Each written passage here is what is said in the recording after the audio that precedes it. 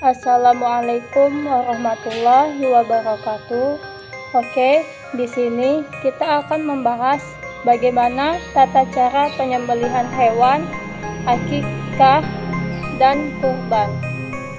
Yang pertama, penyembelihan hewan. Penyembelihan hewan di sini ada beberapa syarat. Syarat yang pertama, untuk orang yang menyembelih hewan tersebut, pertama adalah Islam. Kedua, balik dan berakal. Dan yang ketiga, membaca bismillah.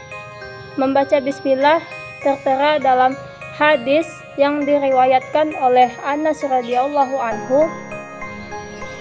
Nabi Shallallahu alaihi wasallam telah mengorbankan 2 ekor kibas berwarna putih agak kehitaman dan bertanduk. Baginda menyembelih keduanya dengan tangan baginda sendiri sambil menyebut nama Allah, bertakbir dan meletakkan kaki baginda di atas belikat keduanya. Hadis riwayat Muslim Bukhari. Syarat hewan yang akan disembelih, yang pertama hidup. Tertera dalam Quran surat Al-Maidah ayat 3, dan yang kedua halal. Syarat alat yang akan digunakan dalam penyembelihan, yang pertama, ia harus tajam, dan yang kedua, tidak terbuat dari tulang, kuku, maupun gigi. Tata cara penyembelihan hewan, yang pertama, siapkan lubang penampung darah. Yang kedua, hewan yang akan disembelih dihadapkan ke kiblat, lambung kiri dihadapkan ke bawah. Yang ketiga, mengikat dan memegang kaki hewan dengan kuat, kepalanya ditekan ke bawah. Yang keempat, leher hewan diletakkan di atas lubang yang telah disiapkan tadi. Yang kelima, berniat menyembelih dan membaca bismillah, sholawat Nabi, serta takbir 3 kali. Yang terakhir, sembelihlah hewan sampai terputus saluran tenggorokan, saluran makanan, dan urat lehernya. Hal yang disunahkan dalam proses penyembelihan, yang pertama, mengasah alat penyembelih.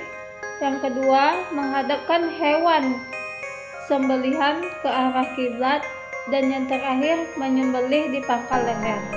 Hal yang makruh dalam penyembelihan, yang pertama, alat sembelihan kurang tajam. Yang kedua, menyembelih dari arah belakang leher. Yang ketiga, menyembelih sampai putus seluruh batang leher hewan. Yang terakhir, menguliti dan memotong hewan itu sebelum benar-benar dalam keadaan mati. Selanjutnya, pembahasan yang kedua yaitu akikah. Akikah adalah bentuk rasa syukur terhadap Allah Subhanahu wa Ta'ala atas lahirnya anak laki-laki maupun perempuan dengan menyembelih seekor atau 2 ekor kambing yang dilaksanakan pada hari ke-7 setelah kelahiran anak pada hari itu. Rambut bayi dicukur dan diberi nama sesuai dengan sabda Nabi Shallallahu alaihi wasallam. Diriwayatkan dari Samurah dari Nabi Shallallahu alaihi wasallam, beliau bersabda, setiap anak itu tergadai dengan akikahnya yang disembelih pada hari ke-7, dicukur rambut kepalanya dan diberi nama. Hadis riwayat Ibnu Majah.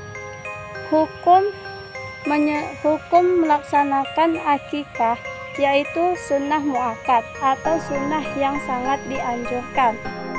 Syarat kambing yang akan disembelih pada akikah yaitu untuk anak laki-laki berjumlah 2 ekor, sedangkan untuk anak perempuan berjumlah 1 ekor. Kambing harus sehat, tidak kurus, dan tidak cacat. Kambing sudah berumur 1 tahun lebih dan sudah pernah ganti gigi. Kemudian daging akikah dibagikan dalam keadaan matang. Hikmah dari terlaksananya akikah yang pertama yaitu menghidupkan sunnah Nabi Shallallahu Alaihi Wasallam. Yang kedua, membebaskan anak dari ketergadaian. Yang ketiga, bentuk takarub atau pendekatan diri kepada Allah. Yang keempat, sebagai bentuk rasa syukur kepada Allah Subhanahu wa Ta'ala. Dan yang terakhir, mempererat tali silaturahmi. Kemudian selanjutnya pembahasan yang ketiga yaitu kurban. Kurban menurut bahasa artinya udhiyah, yang artinya menyembelih hewan di waktu pagi hari atau pada waktu duha. Sedangkan menurut istilah, kurban yaitu beribadah kepada Allah Subhanahu wa Ta'ala dengan cara menyembelih hewan pada hari tertentu, pada hari raya Idul Adha dan hari tasyrik, yaitu pada tanggal 11, 12, dan 13 Zulhijjah. Dalil tentang ibadah kurban ini terdapat pada Quran surat Al-Kautsar ayat 2 yang berbunyi, A'udzu billahi minasyaitonir rajim. Bismillahirrahmanirrahim. Fasholli lirabbika wanhar. Maka laksanakanlah sholat karena Tuhanmu dan berkurbanlah sebagai ibadah dan mendekatkan diri kepada Allah. Quran surat Al-Kautsar ayat 2. Kemudian kurban juga terdapat dalam suatu hadis yang berbunyi, siapa yang mendapat dirinya dalam keadaan lapang lalu ia tidak berkurban, maka janganlah ia mendekati tempat sholat kami. Hadis riwayat Ahmad dan Ibnu Majah. Syarat hewan yang akan dikurbankan, yang pertama binatang ternak yang tidak cacat dan sehat.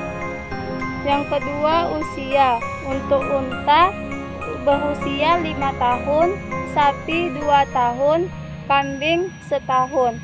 Dan yang terakhir syarat hewan kurbannya yaitu pembagian hewan kurban masing-masing sepertiga untuk yang berkurban, sepertiga untuk kerabat, dan sepertiga untuk fakir miskin. Hikmah dari terlaksananya kurban yaitu menambah rasa cinta kepada Allah Subhanahu wa Ta'ala. Yang kedua, bertambah rasa keimanannya kepada Allah Subhanahu wa Ta'ala. Dan yang terakhir, sebagai ungkapan syukur kepada Allah atas segala nikmat yang telah Allah berikan. Baik, mungkin sekian analisis pelajaran fikih yang telah saya jelaskan. Lebih dan kurang saya mohon maaf. Wassalamualaikum warahmatullahi wabarakatuh.